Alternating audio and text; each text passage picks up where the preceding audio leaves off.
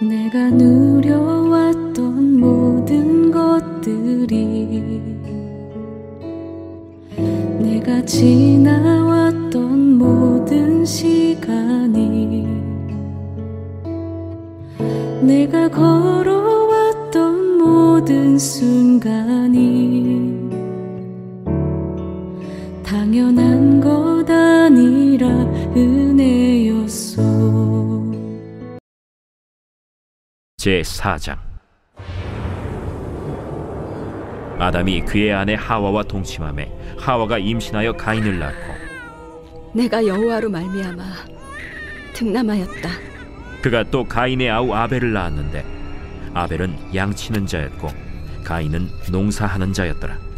세월이 지난 후에 가인은 땅의 소산으로 제물을 삼아 여호와께 드렸고 아벨은 자기도 양의 첫 새끼와 그 기름으로 드렸더니 여호와께서 아벨과 그의 제물은 받으셨으나 가인과 그의 제물은 받지 아니하신지라. 가인이 몹시 분하여 안색이 변하니 여호와께서 가인에게 이르시되, 네가 분하여 함은 어찌 됨이며 안색이 변함은 어찌 됨이냐? 네가 선을 행하면 어찌 낯을 들지 못하겠느냐? 선을 행하지 아니하면 죄가 문에 엎드려 있느니라. 죄가 너를 원하나 너는 죄를 다스릴지니라. 가인이 그의 아우 아벨에게 말하고 그들이 들에 있을 때 가인이 그의 아우 아벨을 쳐 죽이니라. 오직 예수, 사랑하는 성도 여러분 반갑습니다. 오늘은 창세기 4장 1절에서 8절로 세월이 지난 후에라는 제목으로 말씀을 나누겠습니다. 여러분, 절기신앙에 대해서 어떻게 생각하세요? 사실 하나님이 지켜라고 했지만 그건 구약 때 일이잖아요. 신약 때 꼭 지켜야 될까요? 근데 우리는 왜 그것을 지키는 걸까요? 아주 간단합니다, 여러분. 안 지켜도 돼요. 그렇지만 우리 신앙의 과정에서 자꾸 하나님과 멀어지잖아요. 그래서 하나님이 자꾸 이런 이벤트를 만들어서 이때라도 나를 기억하면 좋지 않겠느냐? 그것을 받아들여서 교회에서 그대로 쓰고 있는 거예요. 잊어버리기 전에 한 번씩 더 회상을 하고 하나님을 섬겼으면 좋겠다. 그래서 절기 예배를 굳이 드리는 것입니다. 자, 오늘은 맥주 감사절이에요. 질문 하나 하겠습니다. 맥주 감사절이라는 것은 우리가 만든 거예요. 구약 때는 맥주절이었습니다. 맥주절은 어디서 최초로 시작을 했을까요? 자, 예제를 드릴게요. 애굽에서 했다. 노예생활할 때. 출애굽해서 광야에서 했다. 그 다음에 가나안에 들어가서 했다. 어디서 했을까요? 맥주절기. 힌트를 좀 더 드릴게요. 맥주절기라 하면 보리를 수확하는 그 수확에 하나님께 감사를 해서 드리는 제사예요.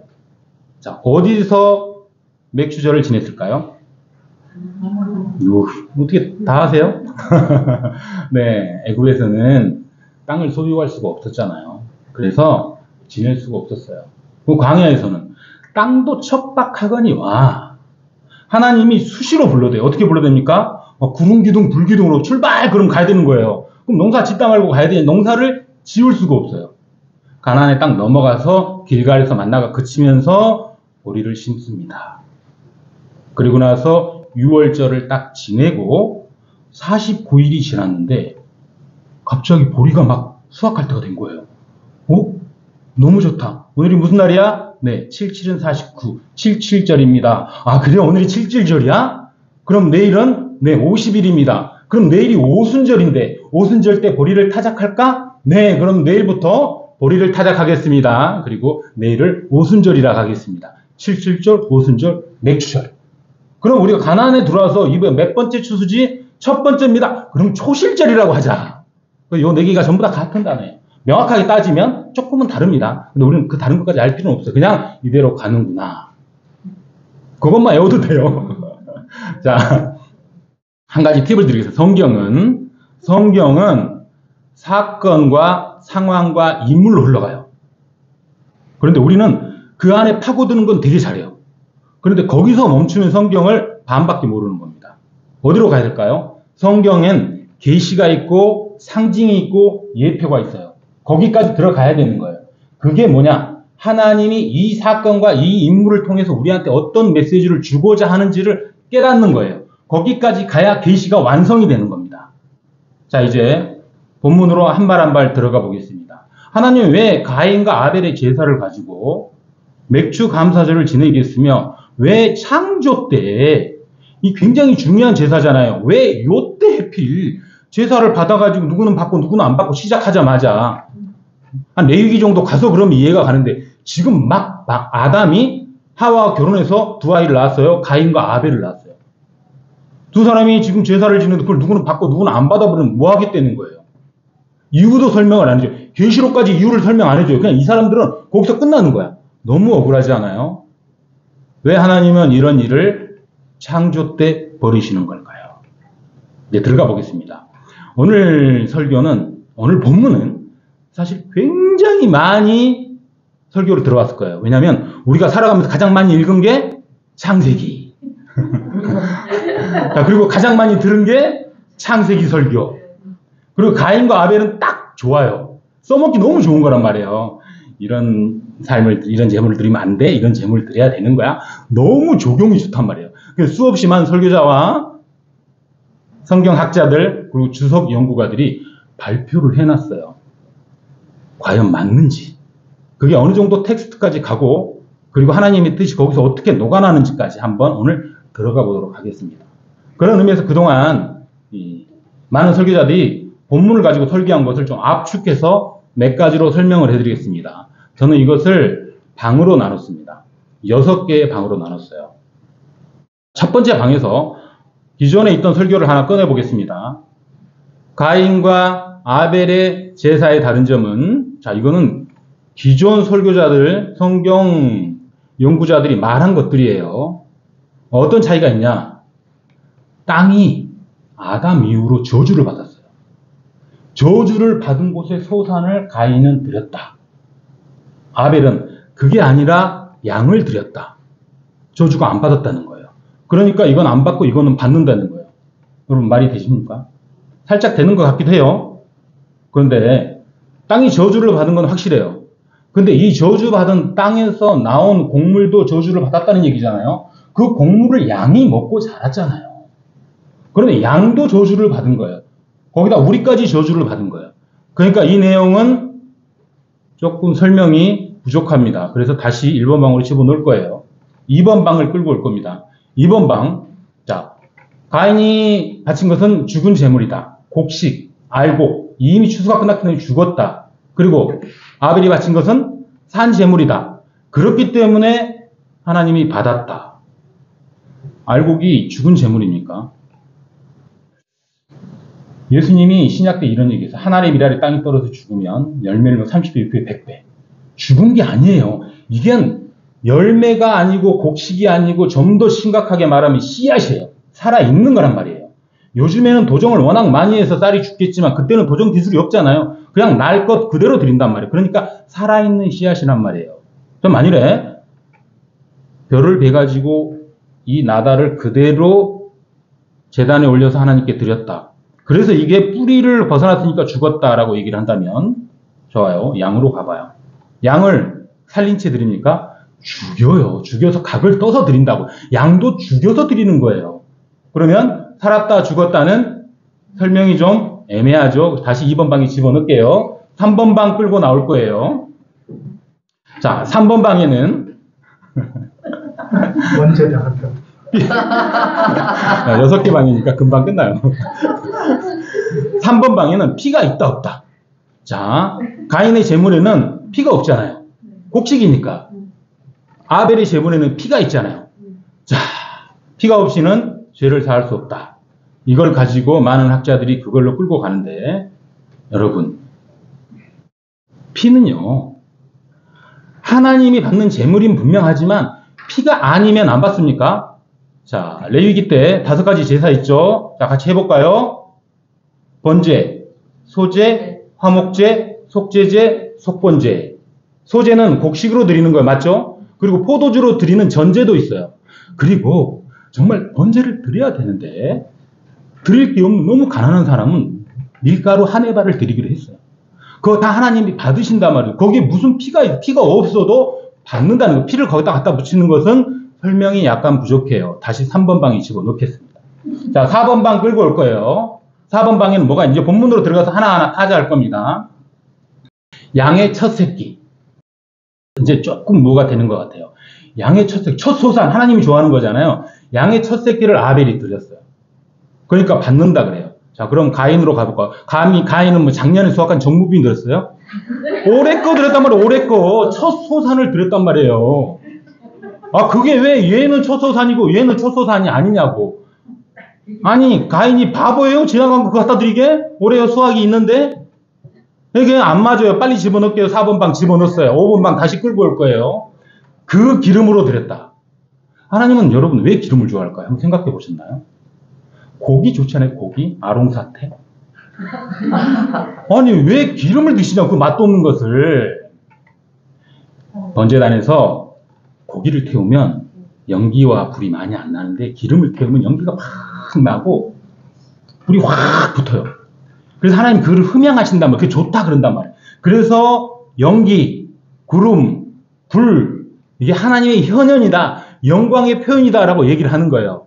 그러니까 지금 굉장히 가치 있는 기름을 드린 거예요. 그죠? 자, 기름만 받으시면 기름이 좋다 하시면 그러면 이 알곡, 곡물은 안 받으시면은 그 가치 있는 것만 받는다 그러면은 여러분 가치 없다고 생각하는 금액적으로 따져도 좀 낮은 레벨에 있는 걸 드리는 과부의 두렙돈 어떻게 하실 거예요? 두렙돈은요 우리나라 돈 1,000원이 안 돼요. 근데 하나님은 이가 옳다 그랬단 말이에요. 재물의 높고 낮음 가치가 우리가 정하는 거지 하나님이 정하는 게 아니에요. 그래서 이것도 안 맞아요. 어떤 사람들이 이런 얘기를 합니다. 질문 먼저 할게요. 육식은 언제부터 했을까요? 이거 다들 아시죠? 목사님이 설교 많이 하셨을 거예요. 자, 창세 이후로 육식은 언제 시작했을까요? 맞습니다. 누가 맞히셨어요? 목사님? 노아의 홍수 이후로 육식을 시작했어요. 그 전까지는 채소, 야채, 과일만 먹었어요. 그런데 노아의 방주를 타고 아라랏 산에 딱 도착을 해가지고 내렸는데 온 땅이 황폐한 거예요. 먹을 게 하나도 없어. 하나님 나 뭐 먹어요? 방주 안에 동물 겁나 많잖아. 먹어. 그래요? 그때부터 육식이 시작된 거예요. 어떤 사람이 이런 얘기를 해요. 아벨은 육식을 하지도 않는 시대에 양을 키웠다. 이 얼마나 이뻐요. 얼마나 성실해요. 얼마나 순종적이에요. 이게 진짜 가치 있는 재물이 아니냐. 웃기지도 않지 않습니까? 그럼 뭐 젖은 안 먹어요? 젖 나오면 안 먹을 거예요? 젖도 먹었을 거란 말이죠. 여러분 내가 성전을 짓는 목수예요. 그리고 나는 성전 안에서 음식을 담당하는 주방 식구예요. 생산적인 활동하는 주방은 중요하고 아무 생산 없이 그냥 건축만 열심히 하는 나는 하나도 안 중요합니까? 여러분 그거는 우리 생각일 뿐이에요. 하나님은 그런 거랑 아무 관계없어요. 그 기름은 우리가 생각하는 가치를 부여한 기름이지 하나님은 그거에 대해서 어떤 평도 내리지 않았어요. 5번째 방 집에다 다시 보내버립니다. 자, 6번째 방. 6번째 방에서는 진짜 심각한 걸 꺼내와요. 이게 사실은 가장 설교자들이 많이 사용하던 거예요. 가인과 그의 재물은 받고 아벨과 아벨의 재물은 받지 않았다. 여기서 추론할 수 있는 것은 가인이 근본적으로 나쁜 놈이었다. 불성실했다. 순종적이지 않았다. 그리고 아벨은 반대로 굉장히 괜찮은 사람이었기 때문에 하나님이 그도 받고 그의 재물도 받았다. 거의 답이 맞는 것 같아요. 만일에 그게 답이라면 야곱이 드리는 제사는 어떻게 됐어요? 여러분 야곱이 정말 순종적이고 성실하고 훌륭한 사람이었습니까? 아버지 형 속이고 밭따라로 도망가다가 베델에서 돌베그 하다가 하나님 만났어요. 그 뭐라 그럽니까? 기가 찬 기도를 해요. 하나님 나 이만큼 드릴 테니까 하나님 나 이만큼 줄 거야? 오케이? 계약합시다. 제단 쫙 뿌려놓고 제사 지내는 거예요. 그 부적절한 야곱의 기도를 하나님이 다 들어줍니다. 우리의 품성을 가지고 기도해서 들어줬다면요. 하나님 누구의 기도를 받겠어요? 아니죠. 그의 성품과 그의 살아온 과거 때문에 그가 내놓는 재물을 받으시는 분은 하나님이 아니세요. 만일 그것이 진짜라면 예수님을 3번 부정한 베드로는 어떻게 돼요? 예수님이 사탄이라 그랬단 말이에요. 사탄아 내 뒤로 물러가라. 그러고 나중에 뭐라고 내 양을 치라 먹이라 교회의 반석이 되라 뭐 말도 안 되는 얘기를 해요. 그런 베드로에게 그런 엄청난 것을 줄 수가 있어요? 사도 바울은 어떻습니까? 내 안에 성과 악이 자라는데 맨날 악이 이긴다 그래요. 그런 사도 바울을 갖다가 이방인의 선지자로 썼단 말이에요. 예수님은 어때요? 온 유대인이 싫어하는 창녀, 세리, 병자들, 그때 당시에 여러분 병자들은요 성전에 들어가지 못했어요. 사람 취급을 안 했단 말이에요. 사람도 아닌 사람들하고 만났어 예수님이. 그런 예수님이 십자가 보혈로 우리의 구세주가 됐다는 게 말이 됩니까? 사람의 품성을 가지고 그의 본을 가지고 제사를 받으시는 분은 하나님이 아니십니다. 다시 6번 방으로 집어넣어요. 여기서 이제 어디로 갈까요? 교도소 가면 방이 하나, 특별한 방이 하나 있어요. 독방. 독방이 아니라 히브리서 11장 4절에 이런 게 있어요. 엄청난 얘기 나옵니다, 이제. 꼭 이 설교 때 나오는 거예요. 믿음으로, 이제 아시겠죠? 나머지 다 믿음으로 아벨은 가인보다 더 나은 제사를 드림으로 하나님께 의로운 자라 증거를 받았느니라. 믿음으로, 여러분 이 구절을 잘 해석해 봐야 됩니다. 믿음으로 아벨은 가인, 형보다 더 나은 제사를 드렸대요. 살짝 바꿔볼까요? 형은 죽든지 말든지 나만 살면 돼. 내가 의로운 제사를 지냈잖아. 하나님 내 것만 받으면 돼. 형은 안 받아도 돼. 여러분 남을 밟고 가족을 밟고 올라가는 게 의로운 자입니까? 만일 그렇다면 예수님은 밟고 올라가서 의로운 분이 되는 게 아니라 밟혀서 의로운 분이 됐단 말이에요. 내가 해석을 좀 과하게 했지만은 충분히 그게 가능한 것입니다. 여러분 제가 하나님의 의는 우리의 믿음은 어떻게 작용을 한다 그랬죠? 지난 설교 때 이런 얘기를 했습니다. 예수님이 갈릴리 온 동네를 돌아다니면서 병자들을 막 고쳐요. 고치면서 하는 말이 뭐예요? 내 믿음이 너를 구원하였다. 자, 그런데 어느 날 갑자기 귀신 들린 자가 나타나요. 그럼 어떻게 얘기할 거예요? 얘는 말을도 못해. 어느 날 병원이 나타났어. 오늘 막 죽은 나사로가 나타났어. 뭐 어떻게 너 믿음이 살릴게? 이 말이 돼요 이게? 그냥 살려버린 거예요. 그래 놓고 딱 살아있을 때 뭐라고 하느냐? 내 믿음이 너를 구원하였다. 예수 그리스도의 은혜가 하나님의 은혜가 사랑으로 쭉 전가되는 거예요. 하나님의 은혜가 우리를 살린 거지. 하나님의 은혜가 우리를 의롭다 칭해 주는 거예요. 의롭지 않지만 그것을 칭의라고 하는 것입니다. 자, 이 독방 어떻게 할까요? 아벨의 의는 아벨의 더 나은 제사는요. 예수 그리스도의 의를 드러내기 위해서 하나님의 은혜를 수면 위로 띄우기 위해서 히브리서 기자가 사용한 거예요. 아벨을 평가하기 위해서 올린 게 아니란 말이에요. 이게 바로 하나님의 깊은 계시고 상징이고 예표입니다. 자, 재물도 아니요. 사람도 아니요. 아무것도 아니요. 계속 부정만 했어. 그럼 어떡할 거야? 이 제사 어떻게 끝낼 거예요? 그래서 하나님이 선물을 하나 주십니다. 자, 지우 형제. 6번 방 다음에는 뭐가 있죠? 그거 끝났고. 그렇지. 그러면 선물과 7번 방 이으면? 선물과 7번 방을 이으면 뭐가 나와요? 7번 방의 선물. 야, 똑똑해요. 자, 7번 방의 선물이 우리한테 이제 기다리고 있습니다. 네, 영어 전문가세요. 자, 7번 방의 선물은 마지막 질문 하나 따가지고. 오늘 설교 제목을 아시는 분? 세월이 지난 후에. 와우. 깜짝 놀래. 그렇게 빨리 보고 읽으실 줄이야. 세월이 지난 후에를 아주 쉽게 우리나라 말로 만들어 보겠습니다. 시간이 흐른 뒤. 뭐 윤미래 이런 거 상상하고 그러지 마세요. 시간이 흐른 뒤. 좀 더 쉽게 얘기하면 세상의 끝날에, 좀 더 무섭게 얘기하면 종말의 때에, 심각하게 얘기하면 심판날에 이르러. 무섭죠? 세월이 지난 후가 심판날이라는 얘기예요. 심판날에 이르러 이 제사를 가지고 평가를 하는 거예요. 가인과 아벨이 그동안 제사를 몇 번 드렸을까요? 오늘이 처음일까요? 마지막일까요? 오늘 제목에 답이 나와 있잖아요. 세월이 지난 후에.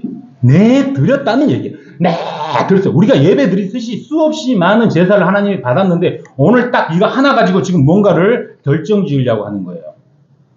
그래 놓고 이거 하나 가지고 받고 안 받고 구원하고 죽이고 천국 가고 지옥 가고 한 방에 끝내는 거. 심판날에 그거 뭐죠? 제가 여기 와서 처음 설교했던 거. 계시록 20장. 백보자 심판이 여기서 지금 상징으로 나오고 있는 거예요.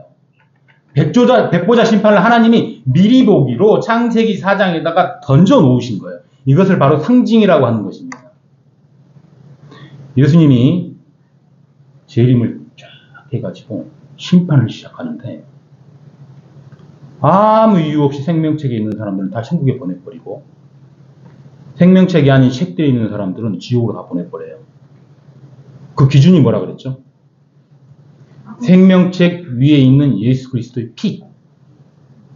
이 피를 보고 심판이 피해간다. 그러면 이 심판이 피해가는 백보자 심판의 이 완전한 구원과 완전한 멸망을 왜 아벨과 가인의 제사에 갖다 들어쓰고 있느냐? 상황은 알겠어. 상황은 알겠는데, 그럼 이 아벨의 제사가 그 심판에 어떤 기준이 되니까 얘기를 한 거 아니에요. 그래서 찾아보겠습니다. 두 가지로 나눌 거예요. 첫 번째, 레위기 16장에 가면 속죄제가 있어요. 여러분, 속죄제하고 속건제는 굉장히 간단합니다. 속죄제는 하나님과 나와의 죄를 해결하는 거고, 속건제는 세상 사람들과 나와의 죄를 해결하는 거예요. 마태복음 5장에 보면 너희가 예물을 드릴 때에 형제들과 다툼이 있거든 가서 화해하고 와라 그러잖아요. 그걸 속건제라고 하는 거예요. 속건제를 해결하고 와야 너와 나의 속죄제를 내가 받아주겠다 이거예요. 자, 제가 장로님께 한 1,000만 원 빌려서 좀 더 빌려먹고 한 1억 정도 빌렸어요. 이러고 빌렸는데 제가 안 갚았어요. 상황이 되든 안 되든 어쨌든 도망갔어요, 해외로. 근데 어느 날 갑자기 너무 죄스러운 거야. 하나님께 기도를 해서 하나님 제가 죄송합니다. 회개합니다. 살려주세요. 하나님이 괜찮다 그래요. 그럼 나는 회개 받은 거죠. 이게 속죄제가 해결된 거예요. 안갚음으로 인해서 인간적인 화해의 모드는 깨졌지만 하나님과의 죄는 남아있는 거예요. 그것을 속죄함을 풀어준 거예요. 그런데 나에게 죄가 없냐? 이 흐름의 죄는 아직 남아있는 거예요. 그래서 가서 1억을 빌린 거에 대한 원금과 이자와 그 상처까지 다 갚아줘야 되는 거예요. 이래야 속건제가 해결이 되는 거예요. 그래야 속죄제까지 해결이 되는 거예요. 왜 이렇게 길게 갔죠? 자, 속죄적으로, 속죄 제물로 어린 양 2마리가 지금 레위기 16장에 나타나는데, 우리의 죄를 위하여 내가 양 2마리를 가져왔어요. 제사장 앞에 딱 갖다 줬더니 제사장이 이 2마리에다가 안수를 하는 거야. 그 안수를 왜 하냐? 이용국이라는 사람의 죄를 여기다 다 뒤집어 씌우는 거예요. 그럼 나는 깨끗해져. 그리고 얘가 죽으면 쟤도 같이 죽는 거예요. 이게 안수입니다, 여러분. 이게 안수예요. 자, 안수 잘못 받으면 그분의 죄가 나한테 다 들어올 수도 있어요. 굉장히 위험한 안수가 될 수도 있습니다. 자, 그런데 이 한 마리의 죄는 번제단으로 가지고 가요. 그래서 각을 떠서 죽입니다.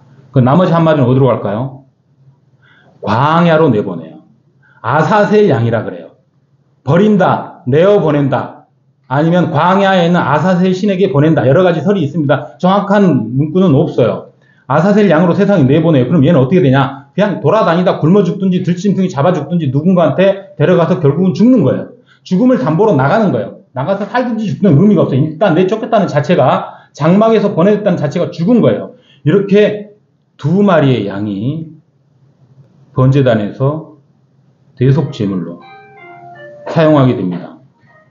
여러분, 예수 그리스도께서 요단강에서 세례 요한에게 세례를 받습니다. 여러분 세례가 뭔지 아시죠? 왜 세례 요한이 예수님께 세례를 했어요? 예수님이 무흠한 사람이잖아요. 그러면 제물이 돼요, 안 돼요? 안 된단 말이에요. 그래서 세상 죄를 이 어린 양한테 뒤집어 씌워야 돼요. 그래서 하나님이 그때 얘기하잖아요.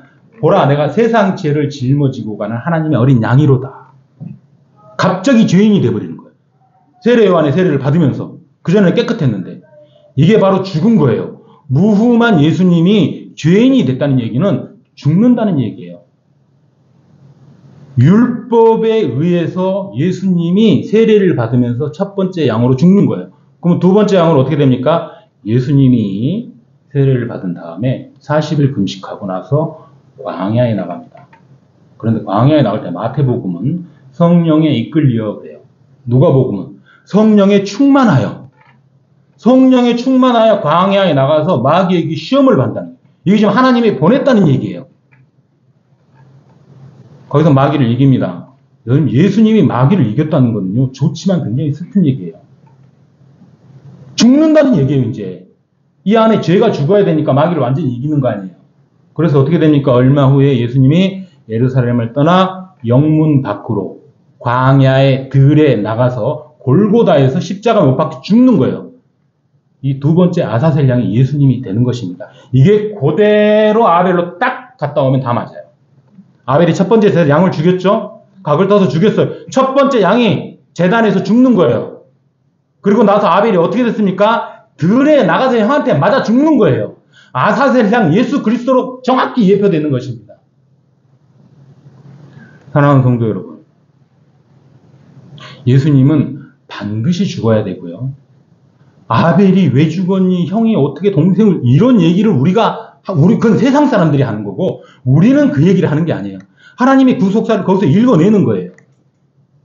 그리고 두 번째, 왜 아벨의 제사가 최후의 심판을 예표하냐? 만일에 가인이 제사를 잘못 지냈으면 내일 다시 지낸다잖아. 그죠? 죄송합니다. 다시 지낼게요. 꼭 그렇게 화낼 필요는 없잖아요. 근데 끝날이라 그랬죠. 정말 이제는 이게 마지막 제사란 말이에요. 하나님이 이걸 가지고 지금 심판을 하시기 때문에 회개할 기회는 없어요. 노아의 방주가 지어질 때 모든 사람과 노아 8가족이 다 탔을 때 문을 닫아버립니다. 누가 닫죠? 하나님이 닫아요. 딱 닫고 비가 내리기 시작하는데 온 세상 만물이 다 죽을 때까지 비가 그치질 않아요. 여러분, 문 닫고 비가 바로 와가지고 막 사람들이 둥둥 떠다니고 그런 건 아니잖아요. 한참 내렸을 거 아니에요. 먹을 것이 떨어지고 습하고 죽을 것 같으면 두드리고 살려달라고 내가 잘못했어 회개할 거 아니에요. 안 열어요. 못 여는 거예요. 뭐하는 못 열어요. 밖에서 하나님이 닫아버렸기 때문에 열 수 있는 권한은 하나님한테 있단 말이에요. 마지막 심판의 때는 우리는 아무것도 할 수 없어요. 그러고 나서 물이 막 넘쳐가 시체들이 둥둥 떠다니는데 그거를 노아가 보든지 안 보든지 어쩔 수가 없는, 끝난 거예요. 이제 심판은. 이건 뭐냐?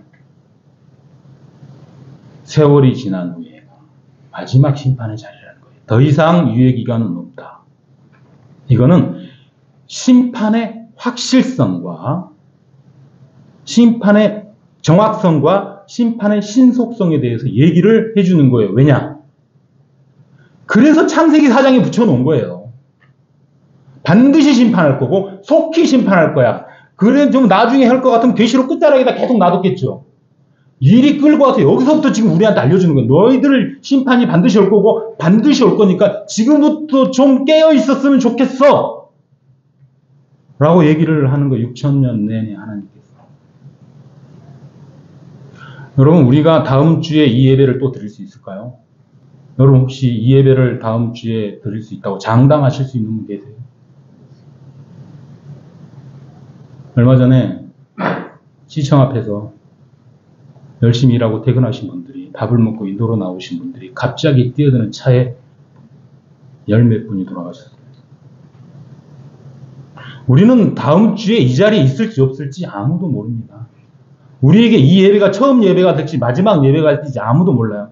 그렇기 때문에 우리는 이 예배에 최선을 다할 수밖에 없는 거예요. 재물이 중요합니까? 예배의 시간이 중요합니까? 예배 참석도가 중요합니까? 그 얘기를 하는 게 아니에요. 우리가 지금 간절하게 하나님을 마음을 알고자 하고 하나님과 교통하는 그 자리, 그게 예배의 자리, 그게 맥주 감사를 기념하는 예배라는 뜻입니다. 코로나를 통해서 우리는 예배를 드릴 수 없는 게 얼마나 쉽게 우리한테 다가온다는 것을 완전히 깨달았습니다. 예배는요, 결코 쉽게 들으셔서도 안 되고요. 결코 가벼운 것이 아닙니다. 만일에 오늘 예배가 마지막이라면 여러분 오늘 예배가 심판의 기준이 된다면 어떡하실 거예요 대체? 이 예배에 참석 못하는 세계 수많은 사람들 어떡할 거예요? 문 닫아버린다는데. 말씀 맺겠습니다. 사랑하는 성도 여러분, 가인은 왜 아벨을 죽였을까요? 하나님은 왜 가인의 제사는 받고 아벨의 제사는 받지 않았을까요? 좀 더 가서, 그럼 가인은 지옥에 갔을까요? 아벨은 천국 갔을까요? 여러분 여기에 멈춰 있으면요 우리 신앙은 반밖에 진보가 안 되는 거예요. 그럼 어디까지 가야 돼요? 이 사건을 통해서 하나님이 지금 우리에게 예배에 대해서 예수 그리스도의 피에 대해서 얘기를 하고 있구나까지 가야 되는 거예요. 우리가 뭘 하고 있는지도 중요합니다. 그리고 잘해야 되는 것도 중요해요. 근데 진짜 중요한 것은 우리가 뭔가를 할 때 하나님의 영광이 되는지가 중요한 거예요. 사랑하는 성도 여러분, 우리가 살아가는 이 신앙생활이 좀 부족할 수도 있어요. 넘칠 수도 있어요. 부유하게 살 수도 있습니다. 가난하게 살 수도 있어요. 예배에 참석 못할 수도 있어요. 그 얘기를 하는 게 아닙니다. 어디에 있든지 간에 하나님께 감사의 제사를 지낼 수 있는 맥주 감사절의 그런 마음으로 우리가 살아간다면 하나님은 그것을 나의 영광이다 라고 인쳐주시는 거예요. 그것을 우리는 또 뭐라고 합니까? 성령이 지배하는 사람, 성령이 충만한 삶이라고 얘기를 하는 거예요. 사랑하는 성도 여러분, 저 여러분, 종말의 시대에 예배가 언제 끝날지 모르는 이 시대에 우리를 살리는 것은 오직 예수 그리스도의 피라는 것을 잊지 않는 저와 여러분이 되시기를 축복합니다.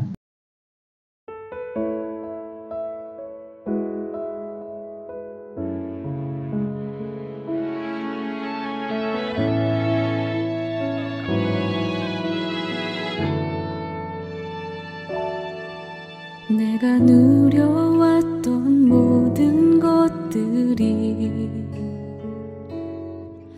내가 지나왔던 모든 시간이, 내가 걸어왔던 모든 순간이 당연한 것 아니라